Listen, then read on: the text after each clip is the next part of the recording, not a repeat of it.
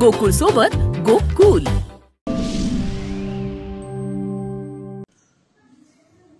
राज्यामध्ये दररोज जवळपास 1,60,00,000 लिटर दुधावर प्रक्रिया केली जाते किंवा दूध पॅकिंग मध्ये करून विकलं जातं। त्यापैकी 89 लाख लिटर दूध हे पॅकिंग मधून ग्राहकांच्या घरामध्ये जातं। जवळपास 25 लाख लिटर दुधावर प्रक्रिया होऊन त्याचे रबडी पनीर सहित वेगवेगळे पदार्थ तयार केले जातात आणि जवळजवळ 50 ते 55 लाख लिटर दुधावर प्रक्रिया करून त्याचे बटर आणि दूध पावडर तयार केली जाते। सध्या बाजारामध्ये दूध पावडरचे जे भाव पडलेले आहेत त्यामुळे हे जे 50 लाख लिटर दूध पावडर कंपन्या खरेदी करतात त्याचा दर त्यांनी अतिशय खाली आणलेला आहे। जवळजवळ 25 ते 26 रुपये लिटर दराने खरेदी करतात।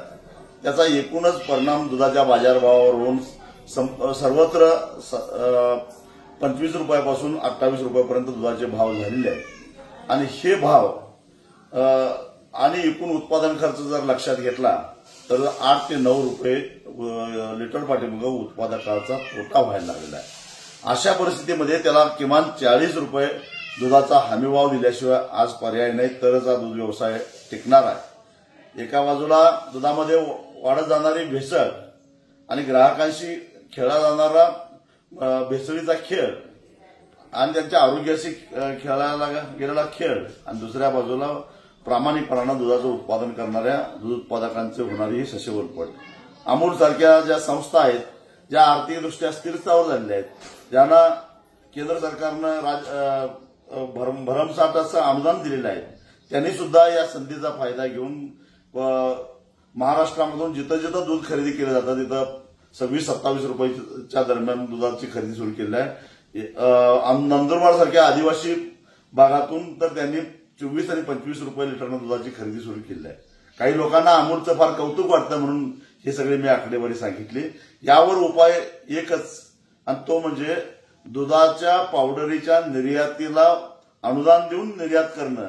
पण इथं झालं उलट, केंद्र सरकारनं 26 तारखेला एक अध्यादेश काढून जवळपास 10,000 लिटर दूध पावडर आयात करण्याचा निर्णय घेतलेला आहे। हा आत्मघातकी आहे, हा शेतकऱ्यांना खड्ड्यात घालणारा निर्णय आहे।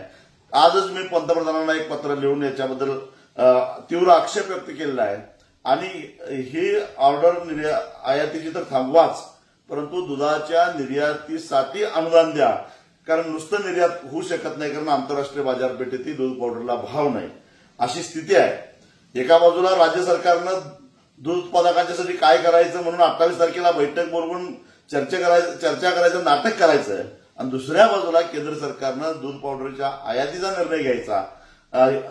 हा भोंगळपणा बंद करा, हा भंपकपणा बंद करा आणि खऱ्या अर्थानं दूध उत्पादक शेतकऱ्यांना न्याय द्या।